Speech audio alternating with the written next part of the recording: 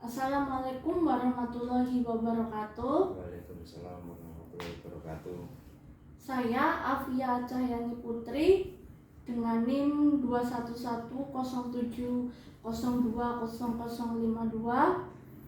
Tujuan saya di sini untuk membuat video dengan kasus kejahatan jalanan demi memenuhi tugas UAS Sosiologi Hukum.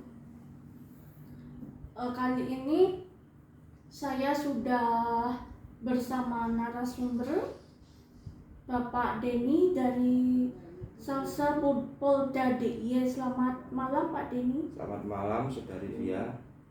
Baik, langsung kita mulai saja. Saya di sini ingin mengajukan beberapa pertanyaan. Untuk pertanyaan pertama, apa itu kejahatan jalanan? Ya, selamat malam Saudari Via. Saya akan mencoba menjawab beberapa pertanyaan yang diajukan Saudari Via guna memenuhi ujian akhir semester. Mungkin dari pertanyaan yang pertama, apa pengertian dari kejahatan jalanan ya Saudari Via ya? Iya, betul. Pengertian dari kejahatan jalanan sendiri yaitu pelanggaran kriminal yang dilakukan oleh suatu kelompok ataupun individu yang terdiri dari pelanggaran kekerasan maupun pelanggaran umum yang dilakukan di tempat umum yang biasanya di jalan raya.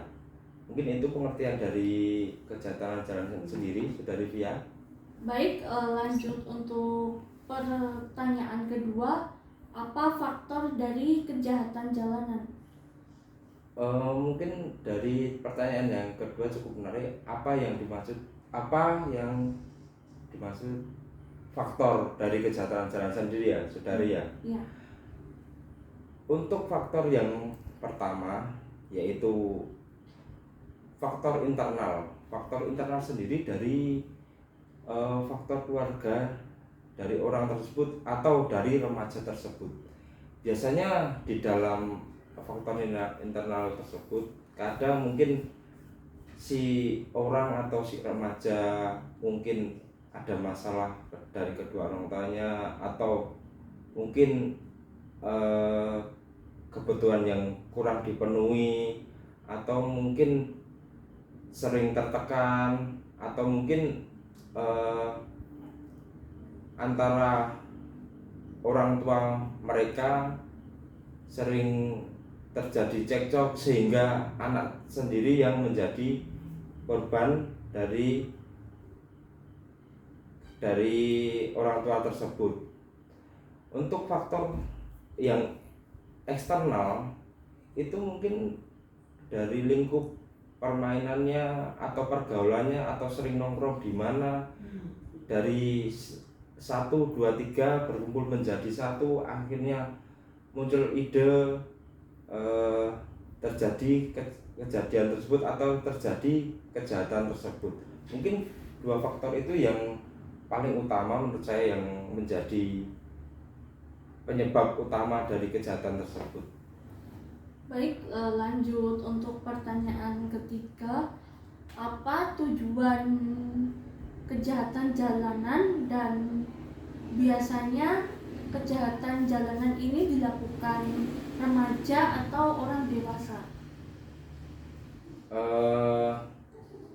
Untuk tujuannya sendiri, kadang mereka si orang atau si remaja ini tidak ada maksud dan tujuan tersendiri. Mereka hanya memancing sehingga terjadi pertikaian, akhirnya untuk terjadi perkelahian dan tidak ada maksud dan tujuan khusus, dan rata-rata umur mereka masih remaja.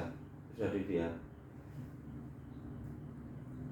Baik, pertanyaan keempat, sanksi yang dikenakan bagi pelaku kejahatan jalanan.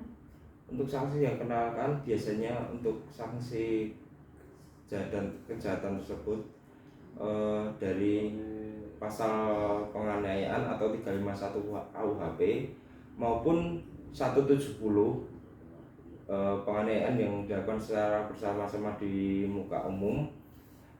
Dan apabila pelaku tersebut masih anak, maka berlaku Undang-Undang Nomor 11 Tahun 2012 tentang sistem peradilan pidana anak.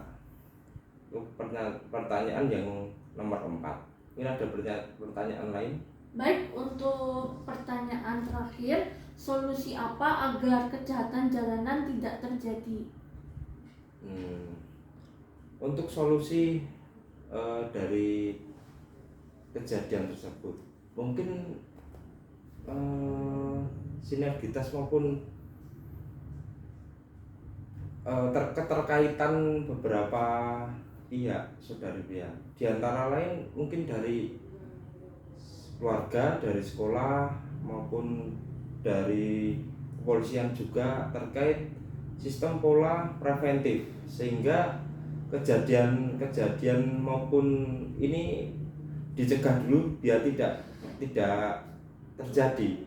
Soalnya menurut saya kalau preventif ini ataupun pencegahan ini terjadi bisa dikendalikan, maka si pelaku maupun si anak ini tidak sampai